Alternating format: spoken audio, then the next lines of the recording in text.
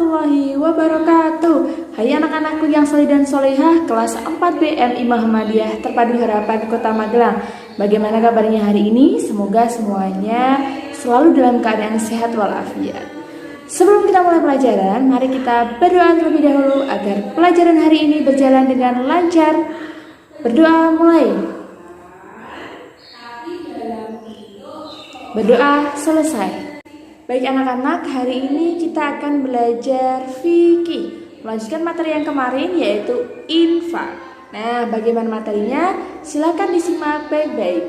Anak-anak, melanjutkan materi infak yang kemarin, seperti yang sudah dijelaskan dalam video sebelumnya, bahwa infak ini ada anjurannya yang terkandung dalam Al-Quran, yaitu dalam surat Al-Baqarah ayat 267 yang bunyinya A'udzubillahi minasyaitonirrajim. Ya ayyuhalladzina amanu anfiqu min thayyibati ma kasabattum wa mimma akhrajna lakum minal ard.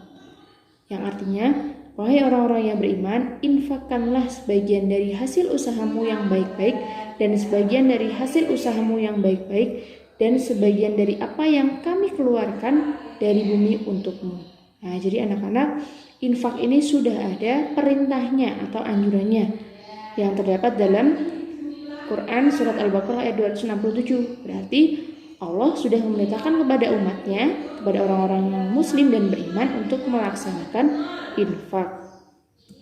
Nah, infak secara bahasa artinya adalah membelanjakan.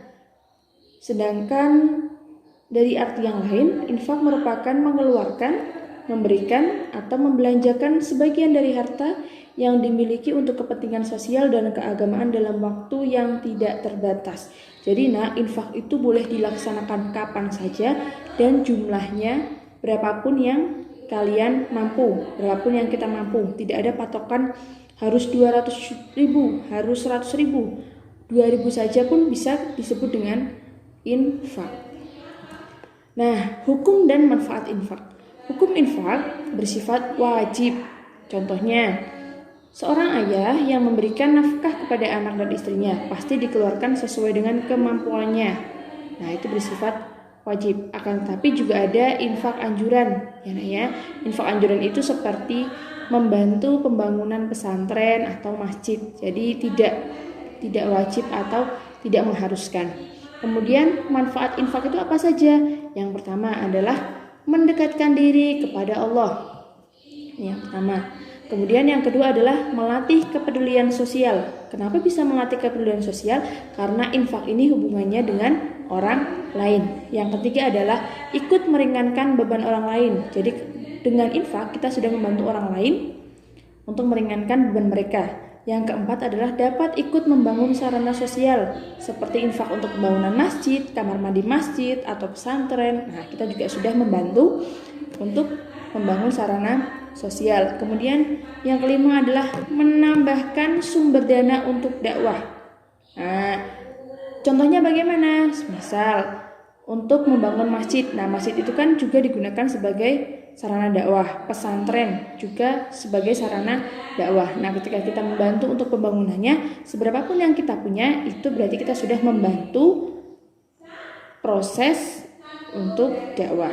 Dan yang keenam adalah mempererat ukhuwah. Nah, karena tadi hubungannya dengan orang lain, maka bisa mempererat ukhuwah kita dengan orang lain. Nah, apa sih sebenarnya keutamaan dari infak itu? Nah, keutamaan dari infak itu terdapat dalam surat Al-Baqarah ayat 261 yang bunyinya Masalul ladzina yunfikuna amwalahum fi sabilillahi kamasali habbatin ambatat sab'a sanabila fi kulli sunbulatin habbah Allahu yudha'ifu liman yasha' Allahu wasi'un 'alim. Yang artinya, perumpamaan orang yang menginfakkan hartanya di jalan Allah seperti sebutir biji yang menumbuhkan 7 tangkai dan pada setiap tangkainya ada 100 biji. Allah melipat gandakan bagi siapa yang Dia kehendaki dan Allah Maha Luas, Maha Mengetahui. Nah, jadi luar biasa sekali ya, Nak. keutamaan dari infak itu. Bahkan perumpamaan bagi orang yang infak itu seperti sebuah biji atau sebutir biji yang dia mampu menumbuhkan 7 tangkai, di mana setiap tangkainya terdapat 100 biji. Jadi terlipat gandakan banyak sekali jika kita melaksanakan infak. Jadi anak-anak, pesan Bu Hesti, seberapapun yang kita bisa, seberapapun yang kita mampu, berinfaklah dengan ikhlas dan di jalan Allah. Agar apa? Agar kita mendapatkan ridho dari Allah dan memberikan keberkahan dari segala yang kita dapatkan. Baik solih-solihah, itu tadi materi pembelajaran fikih hari ini. Semoga bermanfaat dan bisa membuat anak-anak lebih paham tentang infak. Jangan lupa kita praktek infak setiap hari semampu kita. Agar apa? Agar Allah memberikan berkah terhadap apa yang kita miliki. Sekian dari Bu Hesti. Assalamualaikum warahmatullahi wabarakatuh.